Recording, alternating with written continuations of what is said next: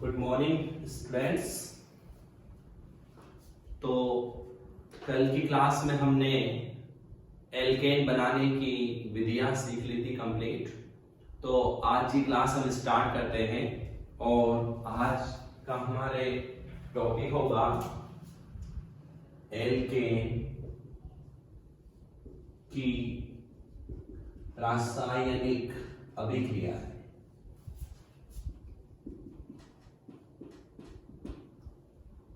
तो general method of preparation हमने सीख लिया है। अब हमारा नेक्स्ट टॉपिक है एल्केन की रासायनिक अभिक्रिया। तो देखो बच्चों, एल्केन की रासायनिक अभिक्रिया समझने से पहले एक बात समझो। एल्केन रासायनिक रूप से कम क्रियाशील होते हैं। ये हमने स्टार्टिंग में भी सीखा था। तो अगर मान लो इसका कारण देना पड़े कि क्यों है कम क्रियाशील, तो सबसे पहला है एल्केन अध्रुवीय होते हैं तथा इनमें उपस्थित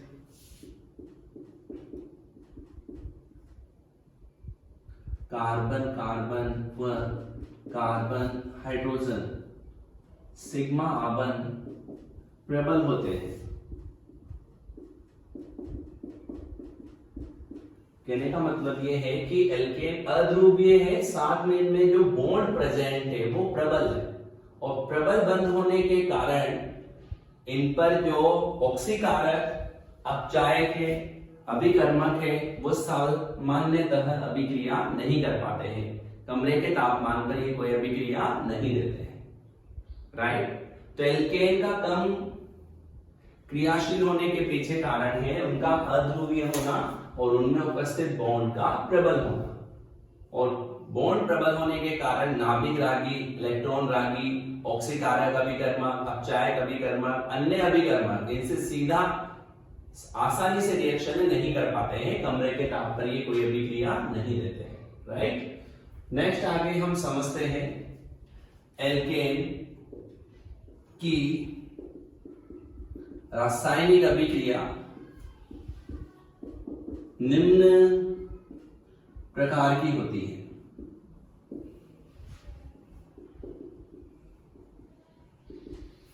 सबसे पहली इंपॉर्टेंट रिएक्शन है इनकी मुक्त मूलक प्रतिस्थापन अभिक्रिया। मुक्त मूलक प्रतिस्थापन अभिक्रिया। इसके बाद दूसरी रिएक्शन है एक समावयवीकरण। तीसरी रिएक्शन एक हम पढ़ते हैं भंजन। चौथी रिएक्शन हम पढ़ते हैं एरोमेटिकरण। पांचवी रिएक्शन एक हम पढ़ते हैं दहन। और छठवीं रिएक्शन हम पढ़ते हैं ऑक्सीकरण। तो ज्यादा रिएक्शन है तो ये दर्शाते नहीं है, देखो एल्केन, लेकिन फिर भी निम्न मुख्य अभिक्रियाएं प्रदर्शित करते हैं। और इनमें से एल्केन की मुख्य अभिलाक्षणिक अभिक्रिया है मुक्त मूलक प्रतिस्थापन अभिक्रिया। तो सबसे इंपॉर्टेंट रिएक्शन ये रहेंगे एल्केन में। राइट। तो हम इसे पढ़ना शुरू करते हैं। अब नंबर 1 मुक्त मूलक प्रतिस्थापन अभिक्रिया।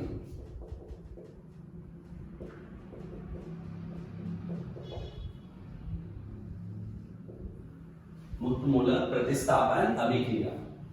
तो यह एल्केन की मुख्य अभिलाक्षणिक अभिक्रिया होती है और इस अभिक्रिया में मुख्य उदाहरण निम्न है। और इसका भी पहला सबसे इंपॉर्टेंट उदाहरण है हैलोजनीकरण। हैलोजनीकरण। तो सीधा सीधा अर्थ आप समझे हैलोजनीकरण का क्या मतलब है। जैसे कि ये एल्केन है RH, इसकी रिएक्शन हैलोजन से हो, ये रिएक्शन होगी सूर्य के प्रकाश की उपस्थिति में, तो यहां से एल्केन का H हटेगा और यहां से इधर का X यूज में आएगा, HX तो निष्कासित हो जाएगा और RX का क्या होगा, निर्माण। तो इस रिएक्शन को आप कहेंगे हेलोजनीकरण। एल्केन के हाइड्रोजन का प्रतिस्थापन हेलोजन के द्वारा होना एल्केन का क्या कहलाता है, हेलोजनीकरण। अब इस रिएक्शन के इंपोर्टेंट पॉइंट क्या क्या है। पहला, यह एक मुक्त मूलक प्रतिस्थापन अभिक्रिया है, प्रतिस्थापन अभिक्रिया है, मतलब यह अभिक्रिया मुक्त मूलक प्रतिस्थापन क्रियाविधि द्वारा होगी। नंबर सेकंड, हेलोजन की क्रियाशीलता, मतलब इस अभिक्रिया के प्रति हेलोजन की क्रियाशीलता क्या होगी। हेलोजन की क्रियाशीलता तो आपसे कभी भी पूछे, कहीं पर भी पूछे, सबसे तीव्र सबसे उच्च क्रियाशील होती है यहाँ पे फ्लोरीन। फ्लोरीन से कम होता है क्लोरीन और उससे कम ब्रोमीन और सबसे कम क्रियाशील कौन होती है, आयोडीन। फ्लोरीन बहुत बहुत उच्च क्रियाशील होती है, सबसे उच्च क्रियाशील हेलोजन कौन सा है, फ्लोरीन, राइट। इसके अलावा थर्ड पॉइंट हमसे कोई पूछे, एल्केन के हाइड्रोजन की क्रियाशीलता,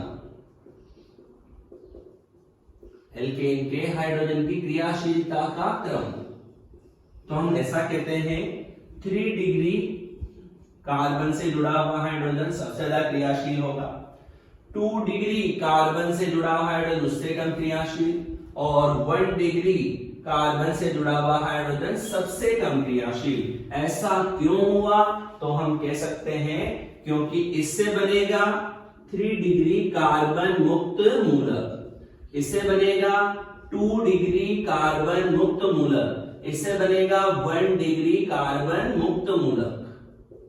और हमको पता है सबसे ज्यादा कौन सा मुक्त मूलक स्थायी होता है, 3 डिग्री कार्बन मुक्त मूलक सबसे ज्यादा स्थायी होता है। तो मध्यवर्ती जितना ज्यादा स्टेबल बनेगा, यौगिक उतना ही ज्यादा क्या होगा, क्रियाशील होगा। ऐसे ही 3 डिग्री हाइड्रोजन का जब प्रतिस्थापन हो जाएगा तो 3 डिग्री कार्बन मुक्त मूलक बनेगा, जो कि सर्वाधिक स्थायी होता है। इसलिए 3 डिग्री कार्बन से जुड़ा हुआ हाइड्रोजन सबसे अधिक क्या होगा, क्रियाशील, राइट। तो ये बात आपको समझ में आनी चाहिए। इसके बाद आगे समझना, तो मुक्त मूलक प्रतिस्थापन अभिक्रिया है, हेलोजन की क्रियाशीलता हमेशा ध्यान रखें।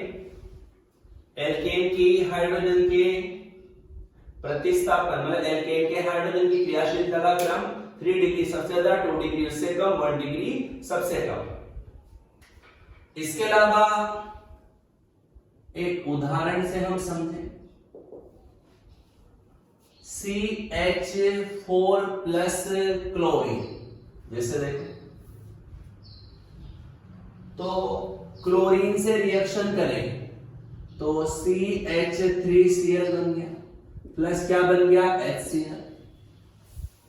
और अगर आप देखो ये जो बना, इससे क्लोरीन वापस रिएक्शन कर ले तो क्या बनेगा, CH2Cl2 प्लस HCl। तो एक एक करके क्लोरीन इसके सभी हाइड्रोजन का क्या कर सकती है, प्रतिस्थापन कर सकती है, और अंततः क्या उत्पाद यहां बन जाएगा, CCl4। ऐसा तभी होगा बच्चों जब क्लोरीन किसमें उपस्थित हो, आदित्य में। तो एल्केन के हेलोजनीकरण द्वारा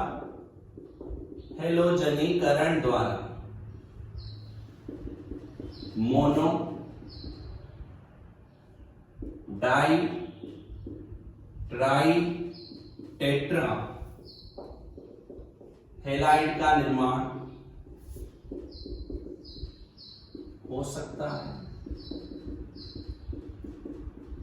मतलब मोनोहेलाइड जिसमें एक हेलोजन जुड़े, डाइहेलाइड जिसमें 2 हेलोजन जुड़े, ट्राइहेलाइड मतलब 3 जुड़ जाए, टेट्राहेलाइड मतलब 4 जुड़ जाए। मतलब इसमें और भी आगे बढ़ा सकते हैं, अपन ट्राइन, टेट्रा, पेंटा, हेक्सा, डिपेंड करेगा एल्केन कैसा है, उसके अकॉर्डिंग फिर प्रोडक्ट का क्या होगा, निर्माण होगा।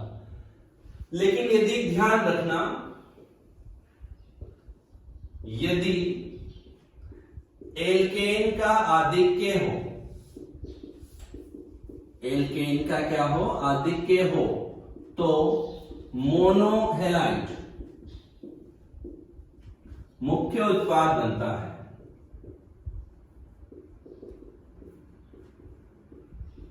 कौन मुख्य उत्पाद के रूप में बनेगा, मोनोहेलाइड। जैसे CH4 प्लस क्लोरीन, और एक्सस, यहां पर एक्सस मतलब आधिक्य मेथेन का लिया जाए तो ये मुख्य उत्पाद के रूप में यहां पर बनेगा, मेजर प्रोडक्ट हो जाएगा ये यहां पर मुख्य उत्पाद।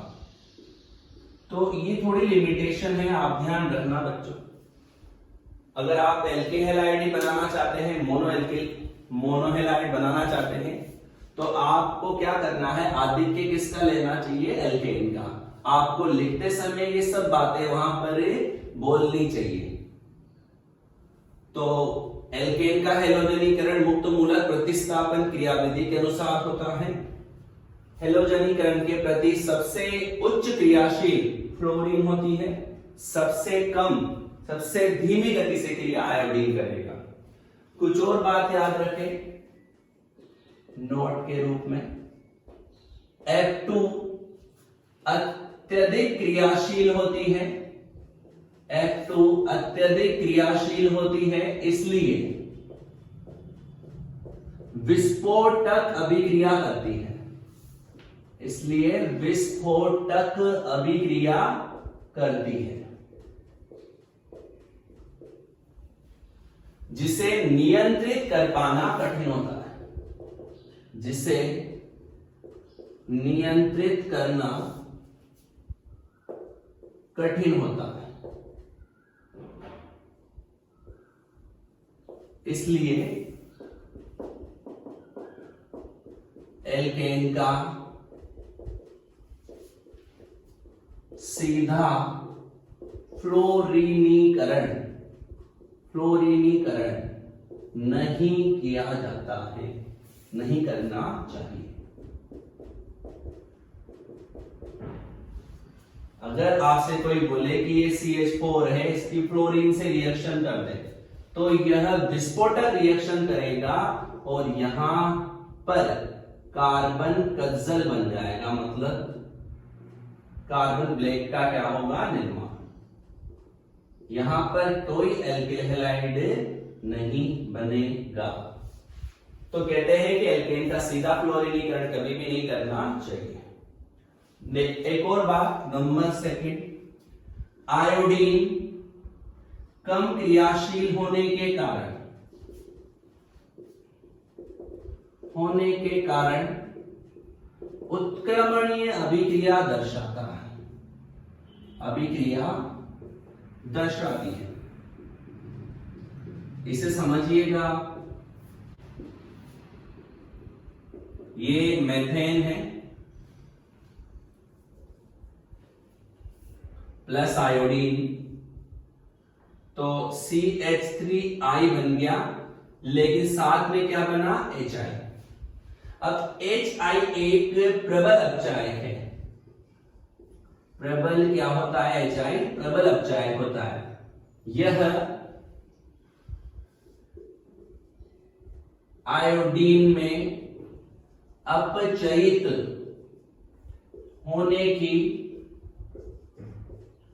तीव्र प्रकृति दर्शाता है, जो अभिक्रिया को उत्क्रमणीय बनाता है,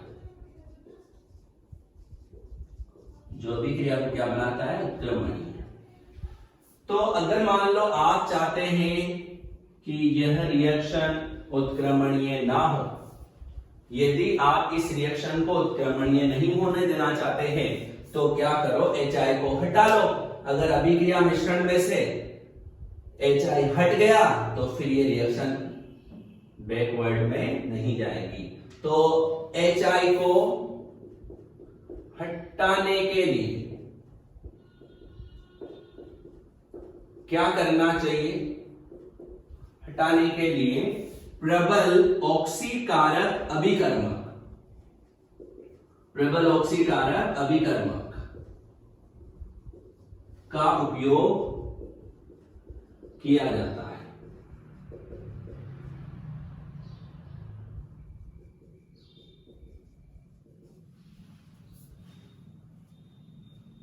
प्रबल ऑक्सीकारक अभिकर्मक का उपयोग किया जाता है जिससे HiO3 आदि,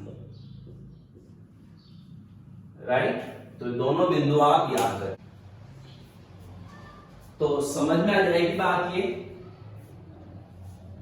फ्लोरीन अत्यधिक क्रियाशील होता है, इसलिए विस्फोटक अभिक्रिया करता है, इसलिए डायरेक्ट फ्लोरीनीकरण नहीं करना चाहिए क्योंकि इसमें एल्किल हैलाइड बनने की संभावना नहीं होगी। आयोडीन भी कम क्रियाशील है, आयोडीन का बहुत बड़ा आकार है इसलिए क्रियाशीलता कम है। बॉन्ड के अकॉर्डिंग हम ये बात करते हैं। तो यहां पर कम क्रियाशील है, साथ में क्रियाशीलता कम होने के अलावा अभिक्रिया उत्क्रमणीय भी होती है क्योंकि HI जो है यहाँ प्रबल अपचायक बनता है उत्पाद के रूप में। तो यह I2 में मतलब ये I2 में परिवर्तित होने की प्रवृत्ति दर्शाएगा, इसलिए यहां पर यह अभिक्रिया को क्या बना देता है? उत्क्रमणीय। अतः अगर आप चाहते हैं कि अभिक्रिया उत्क्रमणीय ना हो तो HI को हटाने के लिए किसी प्रबल ऑक्सीकारक अभिकर्मक की उपस्थिति ली जा सकती है जो कि HI को हटा देगा और अभिक्रिया को उत्क्रमणीय होने से रोकेगा। लेकिन ये सलाह दी जाती है देखो कि एल्केन का न तो सीधा फ्लोरीनीकरण करना चाहिए और न सीधा क्या करना चाहिए? आयोडीनीकरण।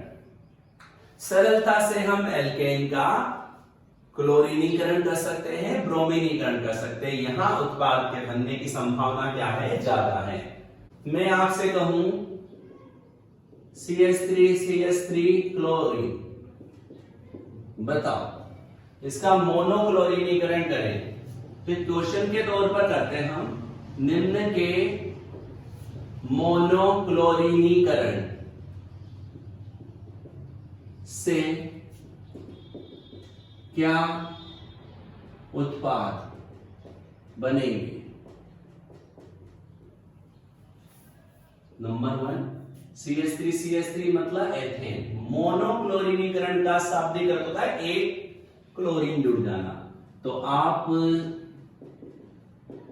देखते हैं ये प्रोडक्ट यहां बन जाना चाहिए। समझ गए बात? तो एक बात ध्यान रखना, एल्केन के मोनो हेलोजनीकरण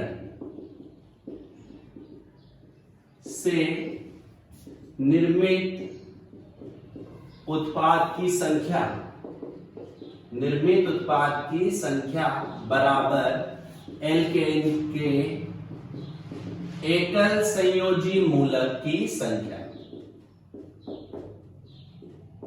उस एल्केन से जितने एकल संयोजी मूलक बनेंगे उतने ही मोनोक्लोरो उत्पाद, मोनोहेलोजन उत्पाद वहां पर बनेंगे। साथ में एक बात और ध्यान रखें,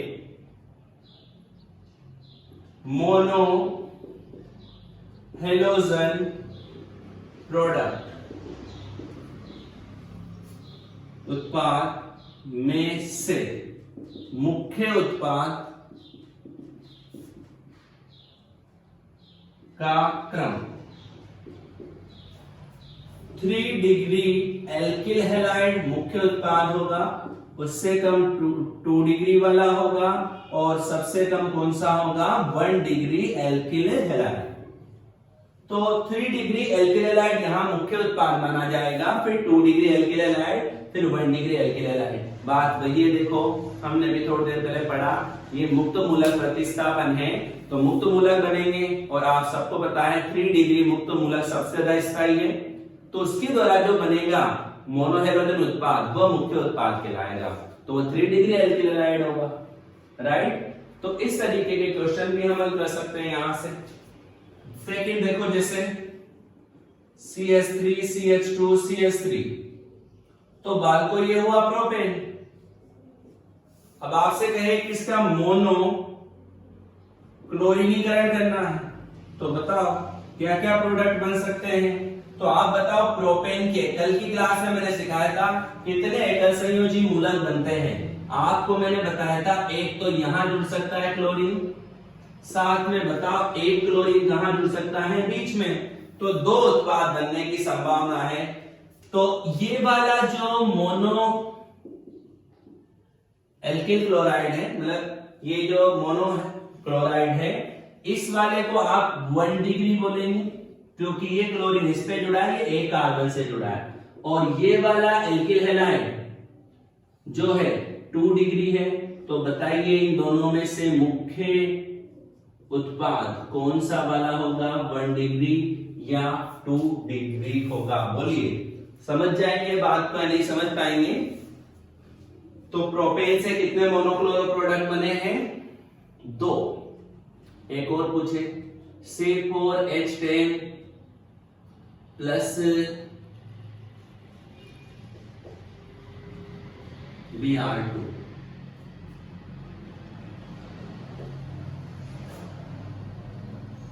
C4H10 के मोनो ब्रोमीनीकरण से निर्मित उत्पाद क्या होंगे? उनमें से मुख्य उत्पाद का IUPAC नाम लिखिए, IUPAC नाम लिखिए। चलो देखो बच्चों, इस क्वेश्चन को क्या आप हल कर पाएंगे? C4H10, C4H10 मतलब क्या हुआ? ब्यूटेन। अब आप बताओ ब्यूटेन के कितने एकल संयोजी मूलक बनते हैं? बताओ, बोलो। C4H10 है ना, नॉर्मल ब्यूटेन, आइसोब्यूटेन नहीं है, तो इसमें दोनों आ गए, तो 4 उत्पाद बनेंगे। तो आंसर देंगे 4 उत्पाद बनेंगे। अब वो कैसे बनेंगे मैंने आपको सिखाया था, 2 बार तो नॉर्मल वाला बना दो, 2 बार आइसो वाला यौगिक बना दो, बन गया। अब इनमें आप फ्री वैलेंसी सबसे पहले यहां लगा सकते हैं, फिर यहां, फिर यहां और फिर यहां। तो कुल कितने प्रोडक्ट यहां बन गए हैं? Product number 1, product number 2, product number 3, product number 4। कुल 4 प्रोडक्ट यहां पर बन जाएंगे, राइट। अब इसका टाइप बताओ, बोलो। 1 डिग्री, ये वाला 2 डिग्री, ये वाला 1 डिग्री और ये वाला 3 डिग्री। तो मुख्य उत्पाद यहां पर बच्चों कौन सा हो गया? 3 डिग्री एल्किल हैलाइड। अब इसका IUPAC नाम लिखना है, तो श्रृंखला चुनो, 3 कार्बन की आ गई। तो बताओ, 2 पर क्लोरो, 2 पर मेथिल और 3 कार्बन के लिए क्या आएगा? प्रोपेन। तो इस तरीके से हम आंसर दे सकते हैं। तो C4H10 के मोनोब्रोमीनीकरण से निर्मित उत्पाद क्या होंगे? समझा सकते हो या नहीं समझा सकते? बोलो, कर लोगे ना ऐसा क्वेश्चन? किसी भी एल्केन के मोनोहेलोजनीकरण द्वारा उतने ही उत्पाद बनेंगे, मोनोहेलोजन उत्पाद बनेंगे जितने उस एल्केन के एकल संयोजी मूलक बनते हैं। और मुख्य उत्पाद पहले 3 डिग्री वाले को मानना है, 3 डिग्री नहीं हो तो 2 डिग्री वाला, 2 डिग्री भी नहीं हो तो 1 डिग्री वाला बोलना है। और देखें, C5H12 के मोनो क्लोरीनीकरण से कुल कितने उत्पाद बनेंगे? बोलो बोलो, आंसर बोलो, डायरेक्ट आंसर बताइए। मोनोक्लोरीनीकरण से C5H12 ये क्या हो गया? पेंटेन। और बताओ पेंटेन के एकल संयोजी मूलक कितने होते हैं? 8। तो 8 उत्पाद बन जाएंगे, राइट। समझे? एक क्वेश्चन और, CH3 का होल ट्वाइस CH2CH3 के मोनो ब्रोमीनीकरण से निर्मित सभी उत्पाद बनाइए।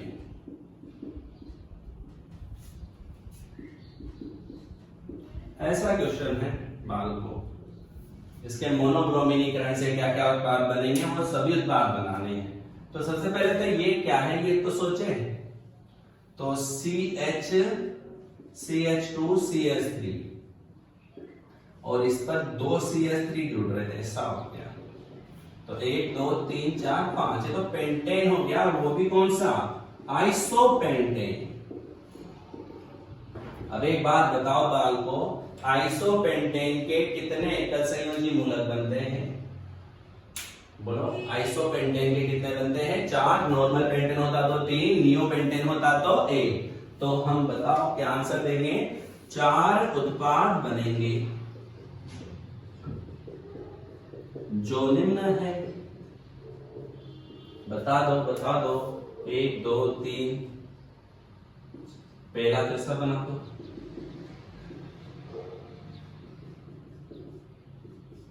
चार बार बनाना इसको, बस ध्यान से समझना।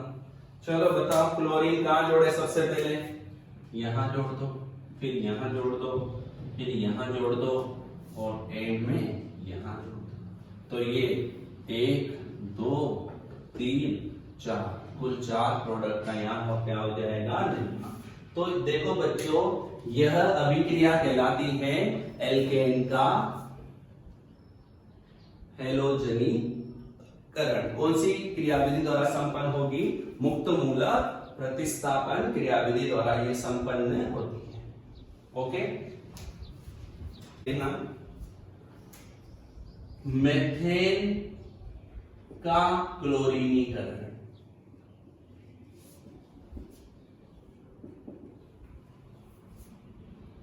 इंपोर्टेंट, देखो फर्स्ट CH4 प्लस क्लोरीन आदि के मेथेन का ले। तो अभी मैंने सिखाया था मोनोहेलाइड बनेगा। सेकंड, CH4 प्लस क्लोरीन अंधेरा, सूर्य का प्रकाश नहीं हो, क्या हो? अंधेरा। तो याद रखें, एल्केन का हैलोजनीकरण अंधेरे में नहीं होता, क्योंकि यहां पर प्रकाश की क्या होगी? आवश्यकता होगी, तभी जाके एल्केन का क्या होगा? हैलोजनीकरण। तीसरी बात, CH4 प्लस क्लोरीन आदिक्य में क्लोरीन हो, आदिक्य में क्या हो? क्लोरीन। तो सबसे पहले तो CH3Cl बनेगा, फिर उसके बाद CH2Cl2 बनेगा, फिर उसके बाद CHCl3 बनेगा और CHCCl4 बनेगा। अंतिम उत्पाद क्लोरोमेथेन, डाइक्लोरोमेथेन, ट्राइक्लोरोमेथेन और टेट्राक्लोरोमेथेन का क्या होगा? निर्माण। चौथी बात, मेथेन प्लस क्लोरीन दिन के 12 बजे तीव्र प्रकाश, तो कार्बन प्लस HCl, तो ये बन गया कार्बन ब्लैक। इसका उपयोग मुद्रण स्याही बनाने में करते हैं, मुद्रण स्याही बनाने। जैसे कार्ट्रेज होती है ना, ये प्रिंटर में डालते हैं, तो उसमें जो स्याही बनते हैं वह बनाने में अपन कार्बन ब्लैक का उपयोग कर सकते हैं। तो थोड़ा ये याद रखना है, नखरे हैं, मेथेन के अलग अलग नखरे कर रहा है। अंधेरे में कोई अभिक्रिया नहीं कर रहा, सूर्य का प्रकाश हुआ तो क्लोरोमेथेन बना रहा है। आदित्य में अगर मेथेन है तो क्लोरोमेथेन, आदित्य में क्लोरीन है तो मोनोक्लोरो, डाइक्लोरो, ट्राइक्लोरो, टेट्राक्लोरो तो जाएगी। और दिन के 12 बजे हो तो कार्बन ब्लैक का क्या होगा? निर्माण। तो ये एल्केन का हैलोजनीकरण फिनिश, राइट।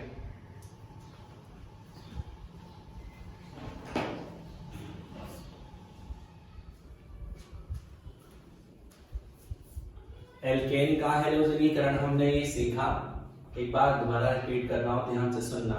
एल्केन का हैलोजनीकरण मुक्त मूलक प्रतिस्थापन अभिक्रिया है जो कि सूर्य के प्रकाश की उपस्थिति में होगा। इस अभिक्रिया के प्रति हैलोजन की क्रियाशीलता का क्रम सबसे उच्च क्रियाशील फ्लोरीन, फिर क्लोरीन, फिर ब्रोमीन और सबसे कम कौन होगी? आयोडीन। सीधा फ्लोरीनीकरण नहीं करना चाहिए, विस्फोटक होता है। सीधा आयोडीनीकरण नहीं करना चाहिए, उत्क्रमणीय होता है। तो क्या करना चाहिए? क्लोरीनीकरण और ब्रोमीनीकरण। याद रखना है कि मोनोहैलोजनीकरण द्वारा निर्मित उत्पाद की संख्या उतनी होगी जितने उस एल्केन से एकल संयोजी मूलक बनेंगे, और उनमें भी उत्पादों में मुख्य उत्पाद हमेशा पहले 3 डिग्री वाला मानना है, फिर 2 डिग्री वाला, फिर 1 डिग्री वाला। ऐसा इसलिए होता है क्योंकि इसमें मुक्त मूलक, कार्बन मुक्त मूलक बनते हैं जिनमें सबसे ज्यादा स्थायी 3 डिग्री वाला होता है, सबसे कम स्थायी 1 डिग्री वाला होता है, राइट। एक कभी कभार क्वेश्चन आता है मेथेन के क्लोरीनीकरण की क्रियाविधि लिखिए। ऐसा क्वेश्चन कभी पूछा जाए, देखिए ना, तो इसको हम ऐसे समझाएंगे, आंसर देंगे। ये मेथेन है, इसकी क्रिया क्लोरीन से हुई सूर्य के प्रकाश की उपस्थिति में, तो CH3Cl बना प्लस HCl बना। तो यह मुक्त मूलक प्रतिस्थापन अभिक्रिया है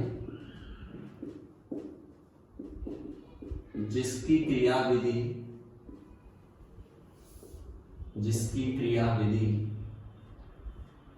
निम्न 3 पदों में संपन्न होती है,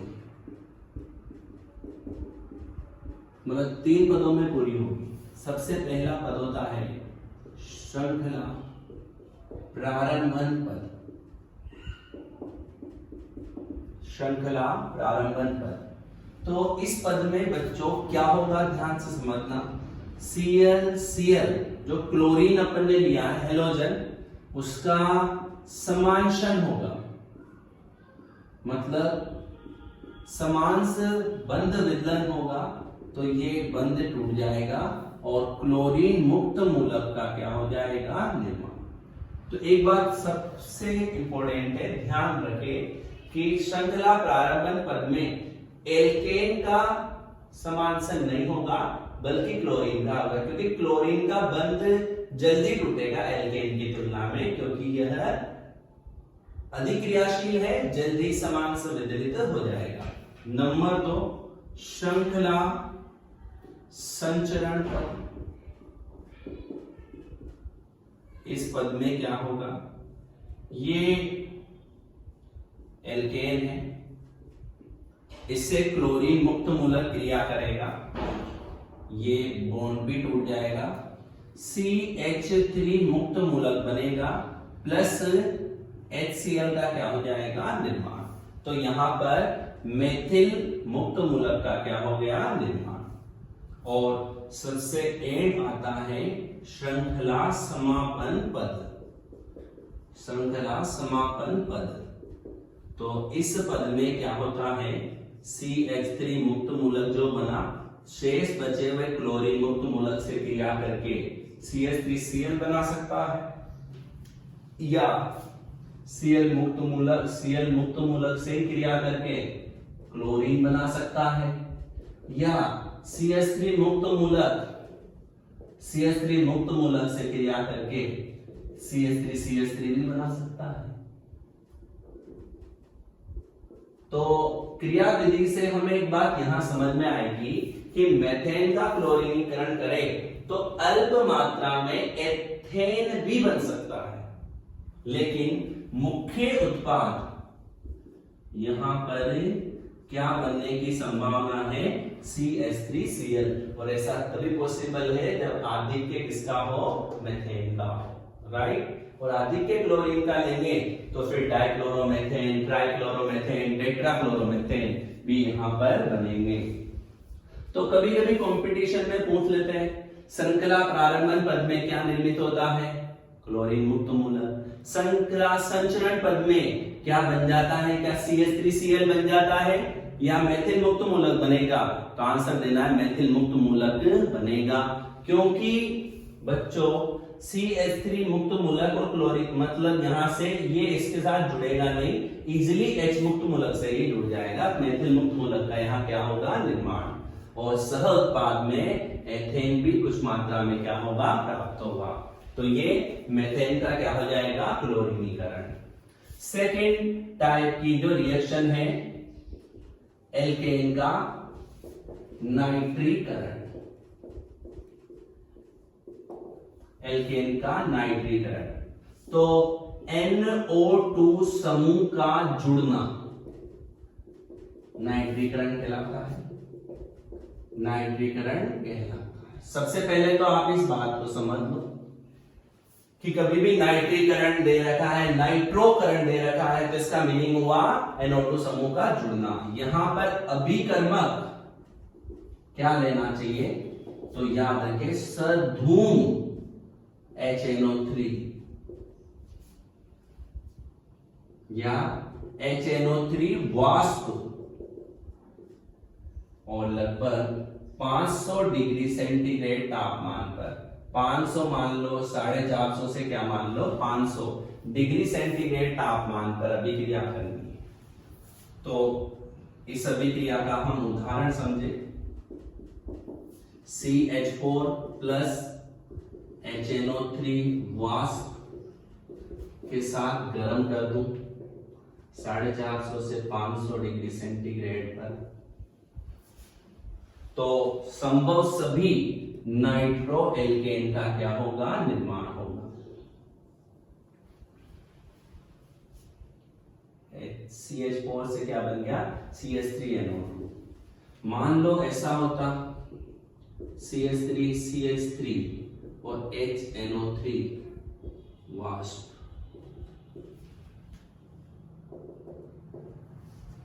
तो बच्चों यार सभी संभव एल्केन बनेंगे, ध्यान रखना। जैसे CH3 CH2NO2 nitro ethane plus, अगर मान लो ये एल्केन टूट जाता तो नाइट्रोमेथेन भी क्या होता है, यहां बन जाता। लेकिन मुख्य उत्पाद इसमें कौन सा होगा, नाइट्रोएथेन। तो जब किसी एल्केन का नाइट्रीकरण करते हैं तो सभी संभव नाइट्रो एल्केन का क्या होता है, निर्माण। ये इस अभिक्रिया में अभिकर्मक सधूम HNO3 या HNO3 वाष्प ली जाती है, लगभग 450 से 500 डिग्री सेंटीग्रेड तक इसको गर्म कर दे, तापमान और भी बढ़ा सकते हैं, इजीली अभिक्रिया होगी। एक और देखो उदाहरण नंबर 3, प्रोपेन आ जाए, प्रोपेन का नाइट्रीकरण।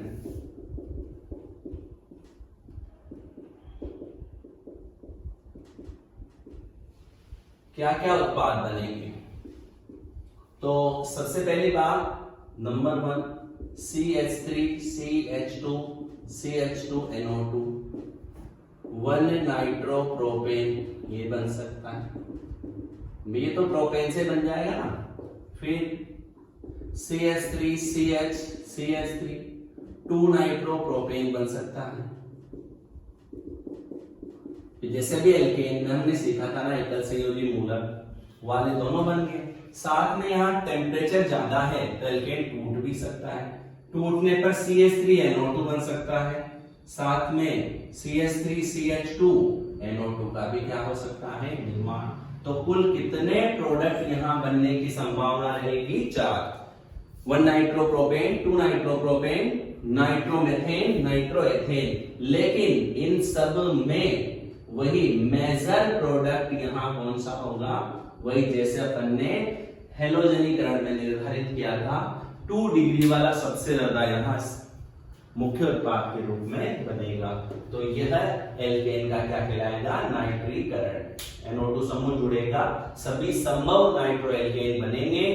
मुख्य उत्पाद हेलोजनीकरण की तरह ही निर्धारित होगा। अभिकर्मक सधुम HNO3 या HNO3 वाष्प लेना है और उच्च तापमान 450 से 500 डिग्री सेंटीग्रेड तक गर्म करना है।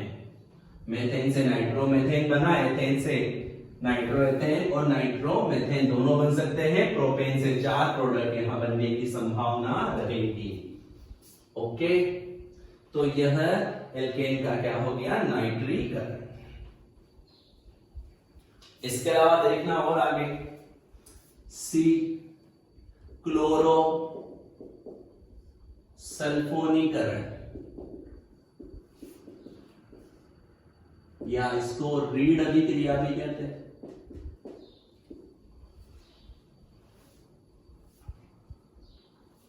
क्लोरो सल्फोनीकरण, रीड अभिक्रिया।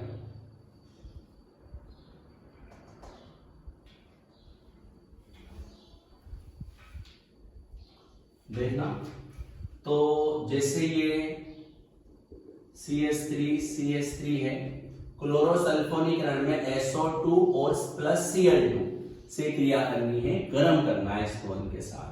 तो CH3 CH2 SO2 Cl plus HCl का क्या हो जाएगा, निर्माण। L जिस इसका नाम बोले तो सल्फोनिल क्लोराइड बन गया ये, SO2Cl sulphonyl chloride. Alkane sulphonyl chloride, तो जैसे एल्केन तो यहां एथेन सल्फोनिल क्लोराइड। तो रीड अभिक्रिया में क्या होता है, अगर कोई पूछे, इस अभिक्रिया में एल्केन को SO2 सल्फर डाइऑक्साइड गैस वो क्लोरीन के साथ गर्म करते हैं, तो एल्केन सल्फोनिल क्लोराइड का क्या होगा, निर्माण। एल्केन सल्फोनिल क्लोराइड का क्या होगा, निर्माण। यह भी एक प्रकार की मुक्त मूलक प्रतिस्थापन अभिक्रिया है। इसमें भी सभी संभव उत्पाद बन सकते हैं। इसके अलावा नंबर 2 रिएक्शन है समावयवीकरण। एल्केन का समावयवीकरण। समावयवीकरण करने के लिए अभिकर्मक आपको लेना है निर्जल एल्यूमिनियम क्लोराइड व सांद्र HCl।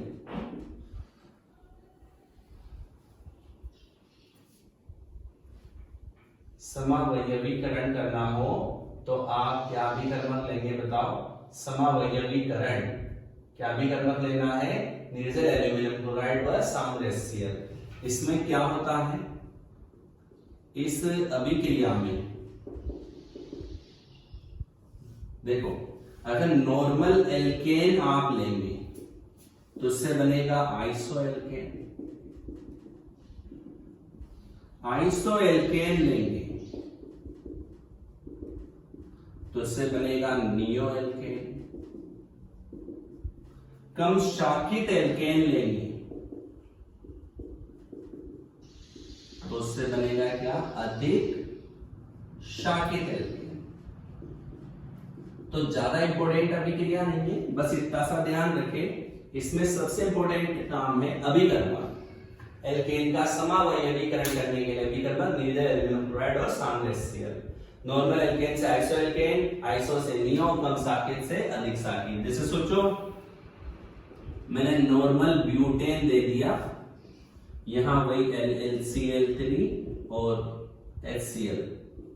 बताइए क्या बनेगा, तो नॉर्मल ब्यूटेन से क्या यहां बन जाएगा, आइसोब्यूटेन।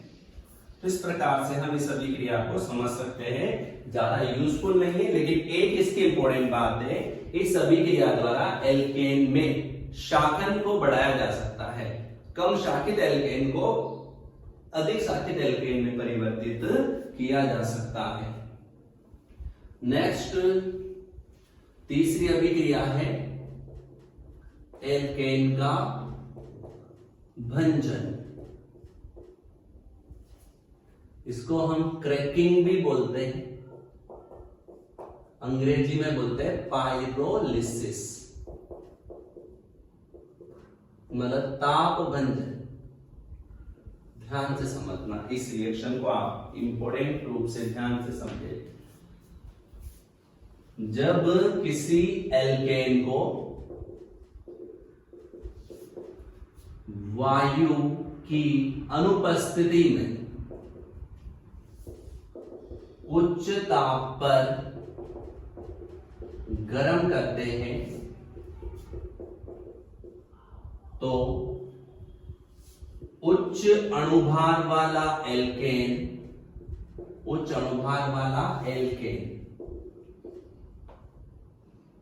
निम्न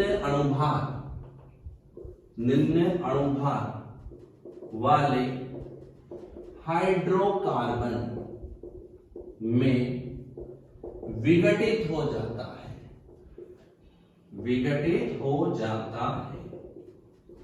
उच्च अणुभार वाले एल्केन को जब वायु की अनुपस्थिति में गर्म किया जाएगा तो वह कम अणुभार वाले हाइड्रोकार्बन में परिवर्तित हो जाएगा।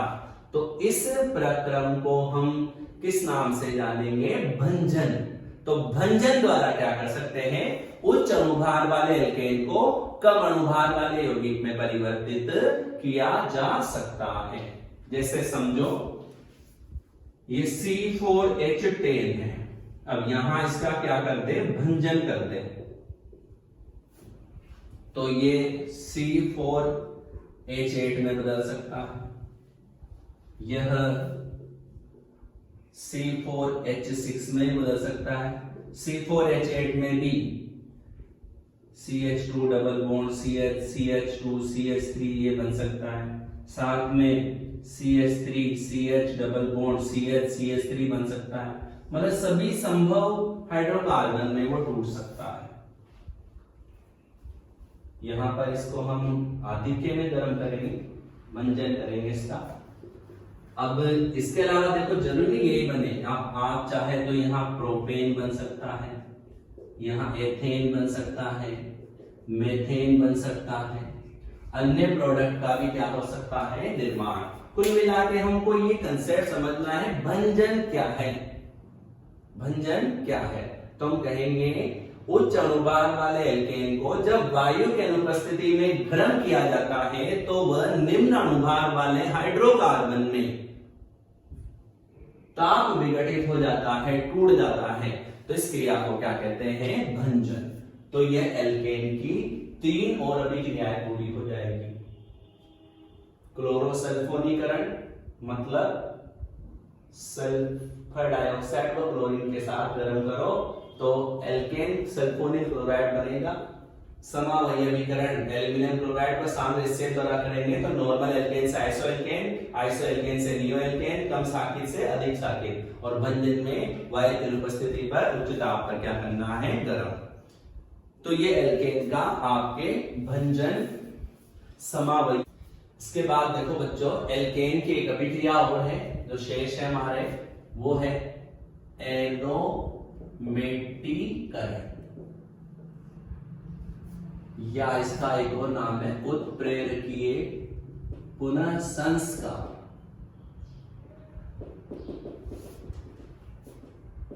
या इसको रिफॉर्मिंग भी कहते हैं, रिफॉर्मिंग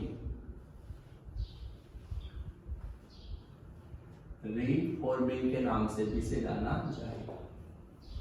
ये भी मैं कहूंगा कि आप याद रखें, काफी इंपोर्टेंट रिएक्शन है एक काम की।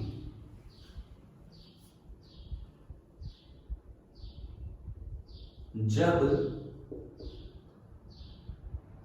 6 या 6 से अधिक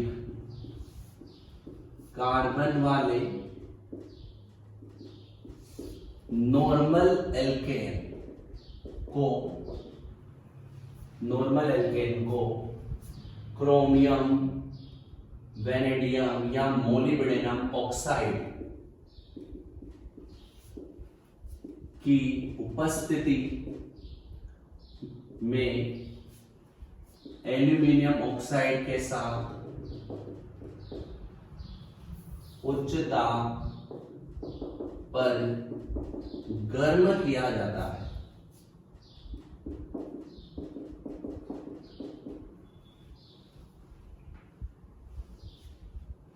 किया जाता है तो एरोमेटिक यौगिक बेंजीन या बेंजीन का व्युत्पन्न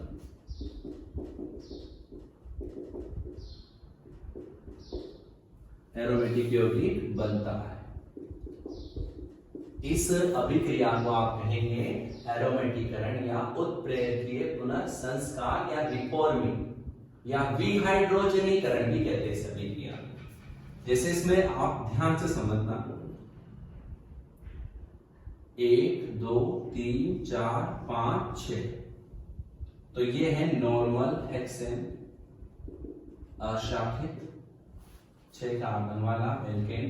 अब इसको आप जैसे आपने Cr2O3 ले लिया और साथ में लिया एल्यूमिनियम ऑक्साइड और उच्च ताप पर आपने इसको गर्म कर दिया, लगभग ये 500-600 डिग्री सेंटीग्रेड से तक का तापमान होता है।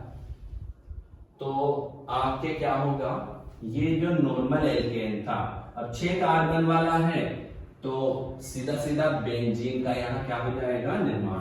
तो इसका सूत्र था C6H14, ये है C6H6। तो कितने हाइड्रोजन बाहर निकल गए बताओ, 8 हाइड्रोजन का क्या हो गया है, निष्कासन। तो इस अभिक्रिया में विहाइड्रोजनीकरण भी होगा, मतलब हाइड्रोजन का निष्कासन भी होगा। इस अभिक्रिया में ये जो यौगिक था अचक्रीय था, तो अचक्रीय से चक्रीय यौगिक का क्या हो गया है, निर्माण। एरोमेटिक यौगिक का क्या हुआ है, निर्माण। इसलिए इस अभिक्रिया को चक्रीयकरण उत्प्रेरकीय पुनर्संस्कार मतलब उत्प्रेरक की उपस्थिति में होती है। साथ में हम इस अभिक्रिया को एरोमेटीकरण भी कहते हैं, विहाइड्रोजनीकरण भी कहते हैं। अगर मान लो यहां पे नॉर्मल हेप्टेन लिया जाता, वही के ऊपर अपन उत्प्रेरक लिए वो कंडीशन, नॉर्मल हेप्टेन में बच्चों 7 कार्बन है तो बेंजीन बनती, साथ में 1 कार्बन शाखा के रूप में आ जाता, मतलब टोलुइन यहां मुख्य उत्पाद के रूप में बन जाता। टोलुइन का क्या होता है, निर्माण। अगर आप नॉर्मल ऑक्टेन यहां पर लेते, एक बार ये आया हुआ क्वेश्चन है, नॉर्मल ऑक्टेन लेंगे तो क्या संभावना रहेगी, 6 कार्बन की श्रृंखला और C2H5 यहां जुड़ जाएगा, मतलब एथिल बेंजीन बनने की संभावना है।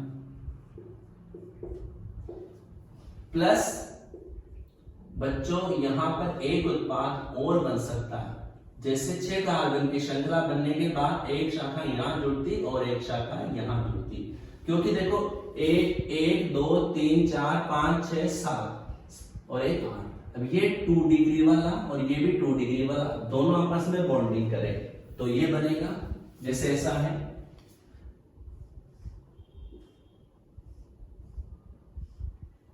1 2 3 4 1 2 3 4, ये 1 डिग्री, ये 2 डिग्री, ये 1 डिग्री और ये 2 डिग्री।